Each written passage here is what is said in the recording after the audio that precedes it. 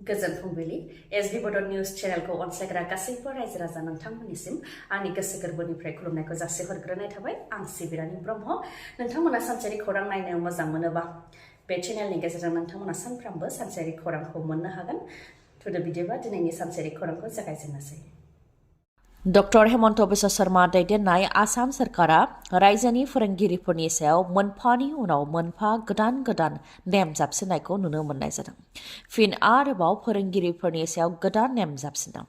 नेमनि बायदिब्ला दानिया फोरोंगिरिफ्रा थाखो खथानि सिङाव मबाइल लांनो मोननाय नंला। मख'नो गोनांदि शिबसागर डिस्ट्रिक्ट सार्कलनि इन्सपेक्टर अफ स्कुल्सनि मावख'निफ्राय लाइजामखौ हरदों।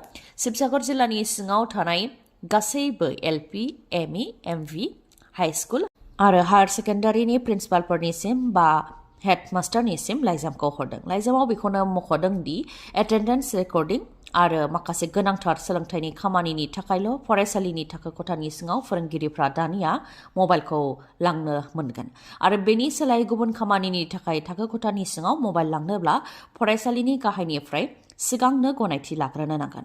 फरायसालियाव जाहाथे आब्रुथि थायो आरो फरायनायनि आबहावाखौ लाखिनो थाखायनो बे थांखिखौ लानाय जादों होननानै मख'दों लाइजामाव।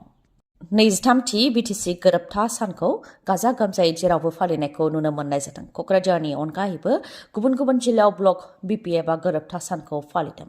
हाग्रामा महिलारी बिथाङा क'क्राझाराव बिटिसि गोरोबथा सानखौ फालिदों। हाबाफारि बायदियै फुंनि समाव दोलोनि फिरफिला बिरहोदों। बेनि उनाव बिटिसि सेक्रेटारियेटआव थानाय बड'फा उपेन्द्रनाथ ब्रह्मनि मुसुखायाव बिबारजों मान बावदों। बिथांनि आदर्श आरो नीतिनि थाखायनो बिटिसिखौ मोननो हादों होननानै बुंथियो हाग्रामा महिलारी बिथाङा। मुंख्लंफोरनोबो मान बावदों आरो बिथांमोनखौ सिबिदों।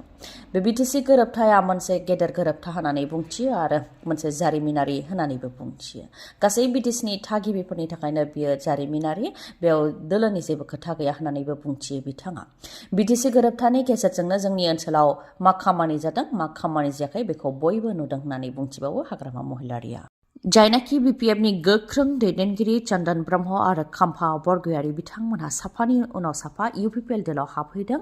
बेनि सायाव हाग्रामा महिलारी बिथाङा बुंथिदों दि चन्दन ब्रह्म आरो खाम्फा बरगयारी बिथांमोनहा दासिमबो बिपिएफआवनो दङ आरो बिथांमोनखौ डिपुटेसनावसो दैथायहरदों। बिथांमोनहा दिनैसिमबो आंजोंनो जगाजगाव दं होननानै बुंथियो आरो चन्दन ब्रह्म आरो खाम्फा बरगयारीया इउपिपिएलआव थांनानै खामानि मावहैगोनखौ साननो नाङा।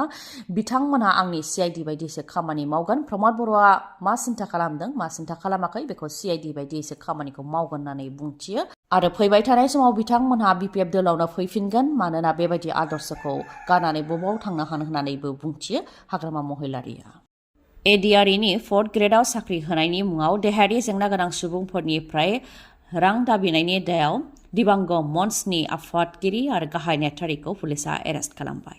आफादगिरि आरो गाहाय नेहाथारि शामिम आहमेद आरो नबजित बर्मनखौ पुलिसआ एरेस्ट खालामबाय। फोरमायथिनो गोनांदि साननैसो सिगां मोनसे अडिअ रेकर्डआव भाइरेल जादोंमोन जेराव दिबांग मन्चनि आफादगिरि आरो गाहाय नेहाथारिया गावसोरखौ आसामनि गिबि मन्थ्रिनि खाथि सोमोन्दो थानाय होननानै फोरमायथिनानै एडिआरइ 4th ग्रेडआव साख्रि होनायनि मुङाव देहायारि जेंना गोनां सुबुंफोरनिफ्राय 4,50,000 रांसिमहालागै रां दाबि खालामदोंमोन आरो रां होनायजों लोगोसे डकुमेन्ट होनो थाखाय बुंथिदोंमोन बिथांमोनहा। अब्लानो साख्रिखौ होगोन होननानै बुंथिदोंमोन आरो साख्रि होनायनि बेलायाव एग्रिमेन्टबो खालामनाय जाखागोन होननानै बुंथिहरदोंमोन आरो बेबायदिनो गोबां सुबुंफोरनिफ्राय रां बिदोंमोन बिथांमोनहा। रां बिनायनि अडिअ रेकर्डआ भाइरेल जानायनि उनावनो देहायारि जेंना गोनां सुबुंफोराबो दायनिगिरिफोरनि सायाव गोख्रों राहा लानो थाखाय गोख्रोङै दाबि दैखांदोंमोन। बेनि उनावनो दा आफादगिरि आरो गाहाय नेहाथारिखौ एरेस्ट खालामबाय। बिटिसिनि बारग' एमएलए माखन सरगियारिया इउपिपिएल दलाव हाबबाय। बिथाङा उदां बिजाथि महरै खेबनै दैदेनदोंमोन। दा बिथाङा इउपिपिएल दलाव हाबबाय। जयै खामानि मावलांनायनि थांखिजों इउपिपिएल दलाव हाबनायखौ फोरमायथिदों बिथाङा। लोगोसे बिथाङा फोरमायथिदों दि जायनाखि बिटिआर गोरोबथा जानायनि उनाव गोजोन फैनायखौ रायजो राजाफ्रा मोजां मोनदों बे गोजोनखौ लाखिनो थाखायनो इउपिपिएलआव हाबदों होननानै फोरमायथिदों। नेशनेल दोलोआ जोबोद गेदेर बा गुवार आरो बिथांमोननि साननाय हनाया गुबुन, नाथाय ओनसोलारि दोलो इउपिपिएल बा बिपिएफनि मादाव इउपिपिएल दोलोनि साननाय हनायजों गोरोबो। बेनिखायनो इउपिपिएलआव थानानै जयै रायजो राजानि खामानि मावनायनि थांखिजोंनो इउपिपिएलआव हाबनायखौ फोरमायथिदों बारग' एमएलए माखन सरगियारि बिथाङा।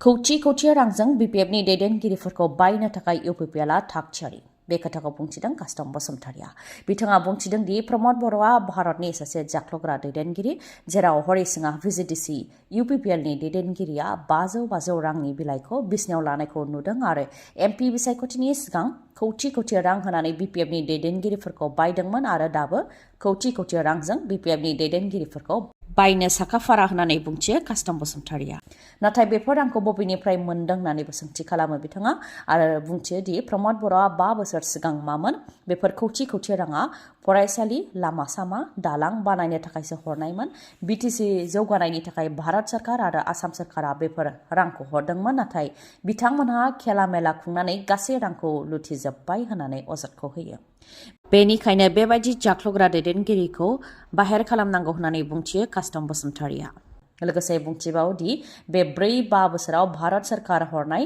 रां आरो अन्थाइ बालानिफ्राय मोननाय राङा मोजां खामानियाव बाहायजायाखै स्कुल कलेज लामा दालांसो लुनो नांगौमोन नाथाय बेरेखा दोलोनि दैदेनगिरिफोरखौसो बायनो नाजागासिनो दं बेनिखायनो बेबायदिजों ओनसोला जौगानाय नङा बेखौ जोंनि रायजो राजाफ्रा बिजिरनो नांगोन होननानै बुंथियो कास्टम बसुमतारिया साबा इउटुबार आरो ससियेल इनफ्लुएन्सारफोरनि हेंथा गुवाहाटी पुलिसा एफआइआर होदों ससियेल मिडियानि गेजेरजों गाज्रि राव बाहायनाय बा गाज्रि सोदोब बाहायनायनिफ्राय नोंथाङाबो सांग्रां जा साबा इउटुबार आरो ससियेल इनफ्लुएन्सारनि हेंथा गुवाहाटी पुलिसा एफआइआर होदों गुवाहाटी क्राइम ब्रान्चआ गुबुन सिक्सननि सिङाव साइबार PS केस नम्बर 03/2025 नि गेजेरजों केस फाइल खालामदों फोरमायथिनो गोनां दि इन्डियास गट लेटेन्ट मुंनि मोनसे रियेलिटि श'आव गाज्रि सोदोब बा रावफोरखौ बाहायनाय जादोंमोन इन्डियास गट लेटेन्ट मुंनि श'आव इउटुबार रणवीर आलबादियाखौ आलासि महरै लेंहरनाय जादोंमोन जेराव बिथाङा माखासे गाज्रि सोदोबफोर बा गाज्रि रावफोर बाहायदोंमोन आरो